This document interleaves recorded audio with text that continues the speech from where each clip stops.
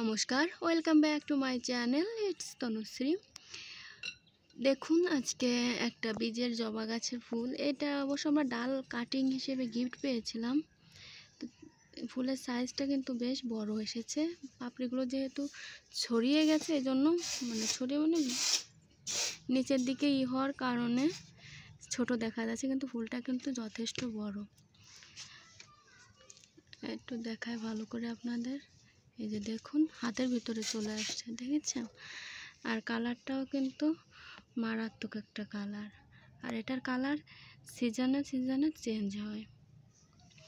এখানে আছে একটা লাল জবা।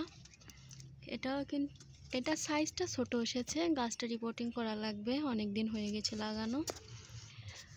আর দেখতে কিন্তু যথেষ্ট সুন্দর ফুলগুলো। ভেবেছিলাম এই কলির ফুলটা হয়তো বা দেখতে পারবো, কিন্তু কপাল খারাপ, যে কারণে ফুলের কলিটা ফুটবে না। দেখুন, দেশি হলেও কিন্তু দেখতে খুবই সুন্দর। এখানে কিছু বাগান বিলাস আছে। দেখুন, এখান দিয়ে অনেকগুলা জবা ফুল ফুটেছে। একটা অলকনন্দা, বেলামুন্ডা, অনেকে অনেক নাম বলেছে, জানে এটাকে।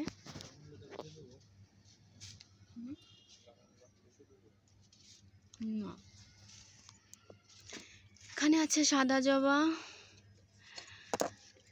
পিঙ্ক দেশি। আর দেখুন, এই যে গাছটা, এখানে অনেক সুন্দর লাগতেছে দেখতে। বেলামুন্ডা।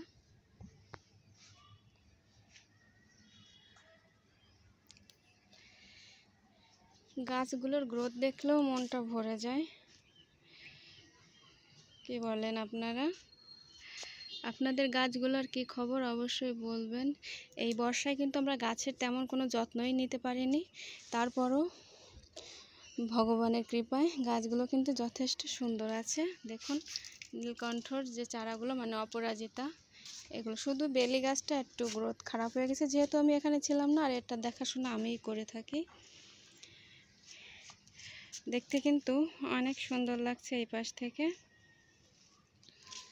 চলুন, আরও কিছু জবা আছে, সেগুলো দেখাই।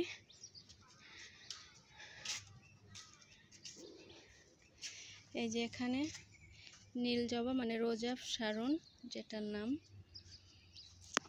ফুলটা কিন্তু অনেক সুন্দর লাগে, কালারটাও বেশ সুন্দর। আর এখানে আছে ঝুমকো জবা, বেশ কয়েকটা ফুটেছে।